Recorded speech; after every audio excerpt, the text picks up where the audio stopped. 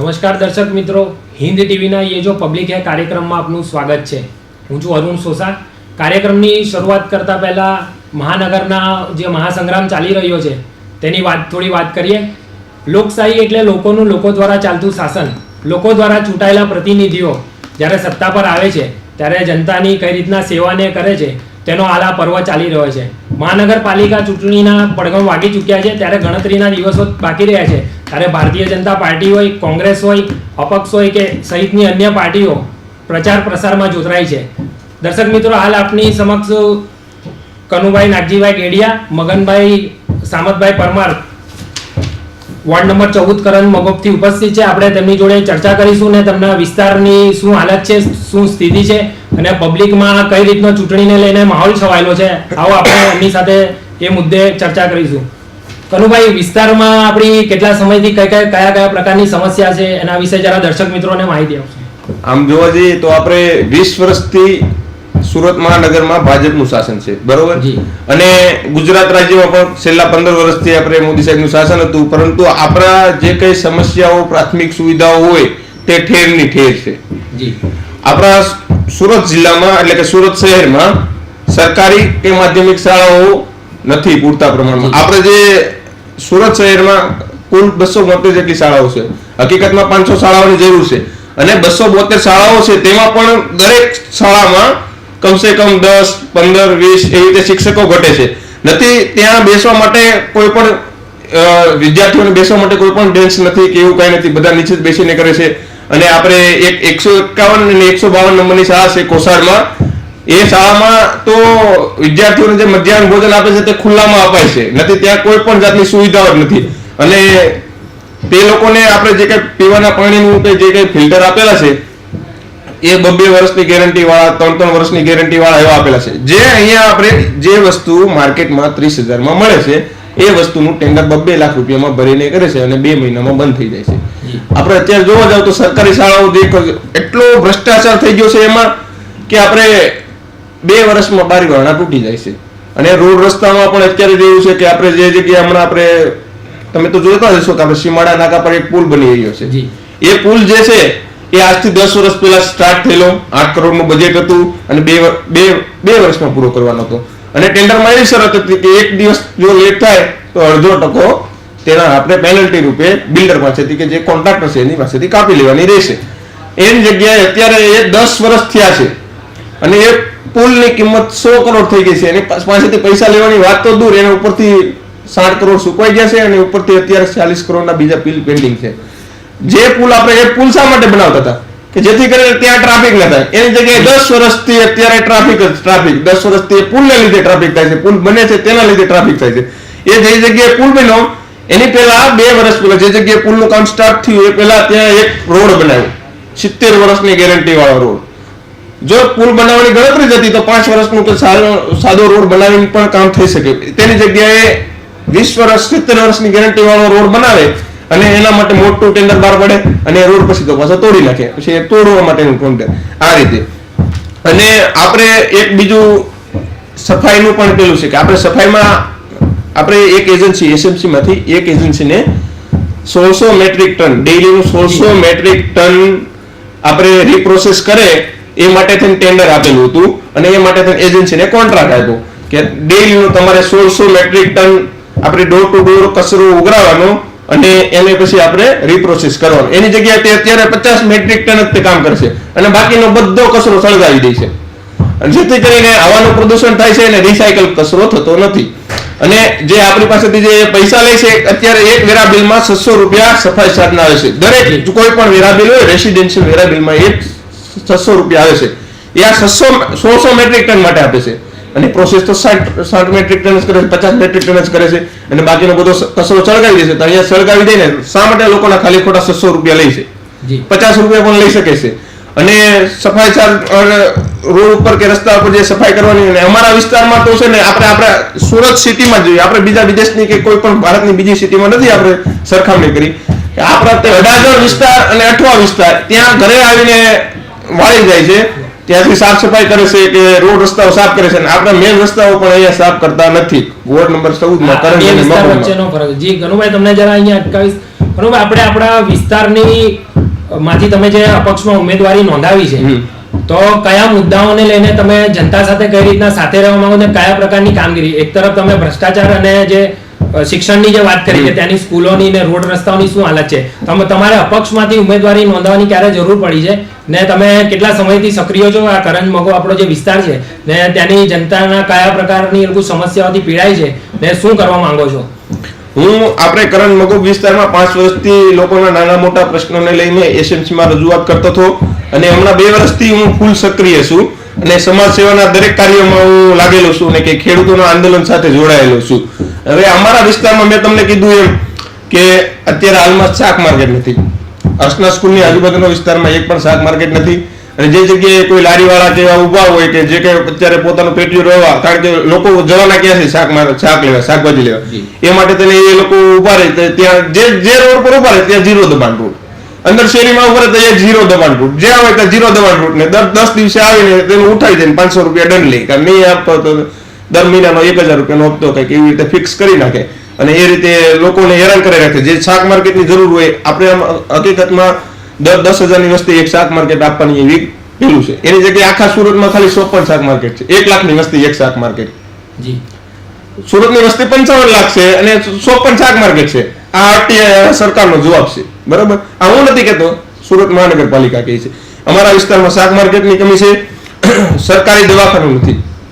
જે સરકારી આપણે કે જે ક્લિનિક કે નાનું દવાખાનું એવું એ નથી અને આપણી જે મેડિકલ કોલેજ છે સારા દરવાજા પાસે, ત્યાં પણ પૂરતી સુવિધાઓ આપવામાં આવતી નથી ને લોકોને લટકાવવામાં આવે છે કે આવો કાલે આવો પરમ દિવસે. ચોક્કસ. એટલે ટૂંકમાં કે આપના વિસ્તારનો જે મત વિસ્તાર છે કરંજ મગો, ત્યાં ઘણું પ્રાથમિક સુવિધાઓનો અભાવ છે ને આટલા વર્ષમાં જે શાસકો કે છે તેમના દ્વારા કોઈ કામગીરી કે આપણી જે વિસ્તાર છે ત્યાંની જનતા માટે કરવામાં નથી આવી, એવો તમે આક્ષેપ કરી રહ્યા છો. મગનભાઈ પરમાર આપણી સમક્ષ ઉપસ્થિત છે. આપણે ये जो पब्लिक है કાર્યક્રમમાં મગનભાઈ જોડે આપણે વાતચીત કરીશું કે મગનભાઈ શું કહેવું છે તમારું આવનારા ઇલેક્શનમાં, કે પ્રવાહ કઈ તરફનો છે?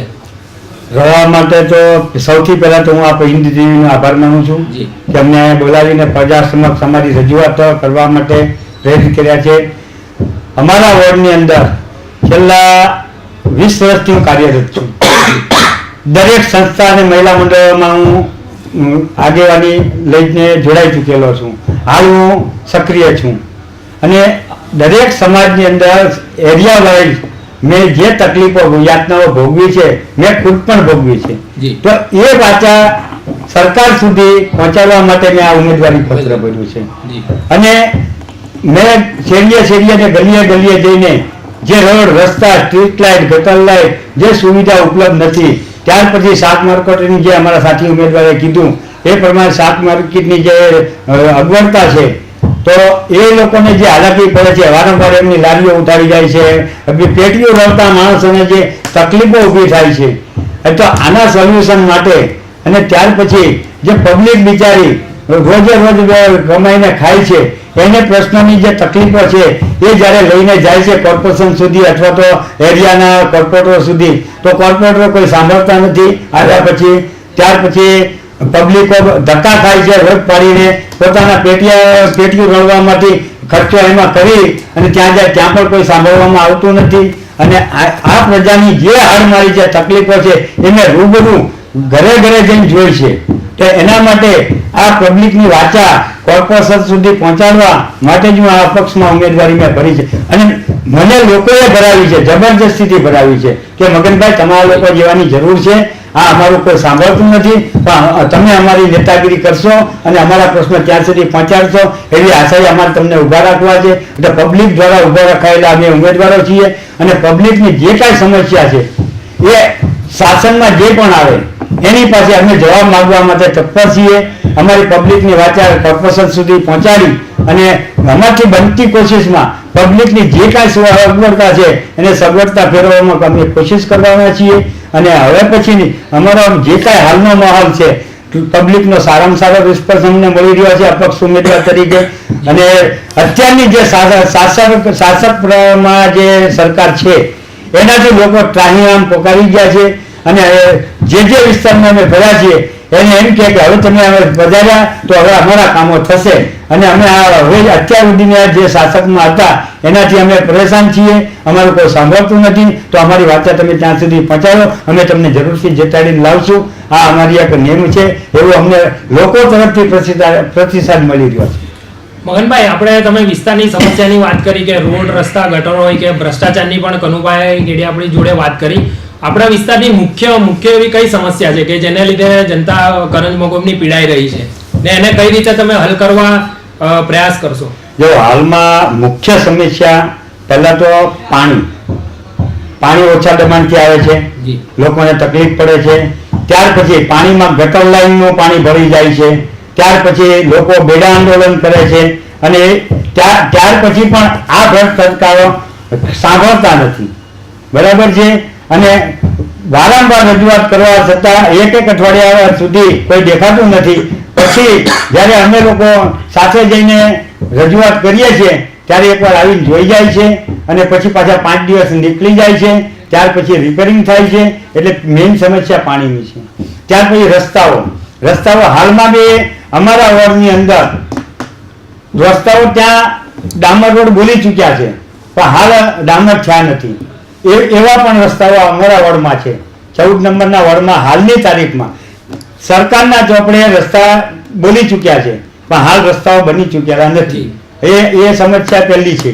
ત્યાર પછી જ્યારે ટ્રાફિક સમસ્યા, આ શાક માર્કેટની સુવિધા ઊભી નથી કરી તો રોડ પર જે લારીવાળાઓ છે અને જે બી શાકભાજીના થેલા લગાડે છે એ પોતાનું રોજનું પેટીયું રળે છે, તો એને પણ સમસ્યા છે. વારંવાર 2 દિવસે 4 દિવસે કોર્પોરેશન એમની લારીઓ ઉઠાવી જાય છે, એમનું શાકભાજી ઉપર હવે રોજનું પેટીયું રળતા એનો જે સામાન ઉપર ઉઠાવી જવામાં આવે છે, તો એ લોકોને તો 15 દિવસની નુકસાનીઓ ભેટવી પડે છે. મેઇન પ્રશ્ન એ લોકોને એ છે. ત્યાર પછી આજે વેરાની જે વધારાની વાત છે, જે મારા સાથી ઉમેદવારે કીધી, બરાબર. ત્યાર પછી વેરા સિવાયની બી એક સમસ્યા વધારાની છે કે જે વ્યવસાય વેરો ટોકી બેસાડવામાં આવ્યો છે. આ વ્યવસાય વેરો દુકાનદારો ઉપર જે ટોકી બેસાડવામાં, દુકાનદારો આનાથી પરેશાન છે, બરાબર.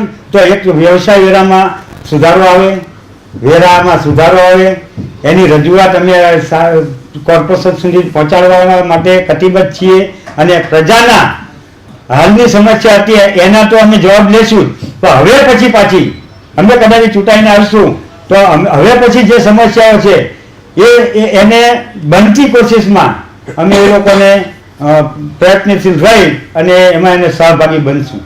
આ અમારી નેમ છે. જી ચોક્કસ.